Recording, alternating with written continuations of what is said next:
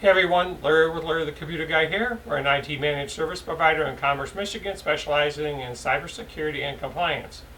So for this week in the news, we're going to give you some good news. So what started as a do-it-yourself project to consolidate a child's school clutter has taken on a life of its own. You see, with more kids learning from home than ever before, providing optimal learning environments has proved challenging. But a building inspector with 2 decades of carpentry experience, Michael Couch, was able to throw together a couple of inexpensive wooden desks where his kids could stash their stuff.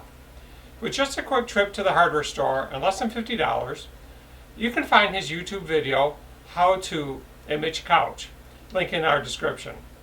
When Couch posted his creations to social media, he is inundated with requests from parents for blueprints to help them replicate the desks for their own home at school learners. His video was an overnight sensation. He had 200 messages the following morning, and then after that, Couch partnered with McKinney's, who own and operate the local Lemoore, California grocery outlet. So far, Couch and his family have built about 40 desks for kids for their community, with more requests pouring in.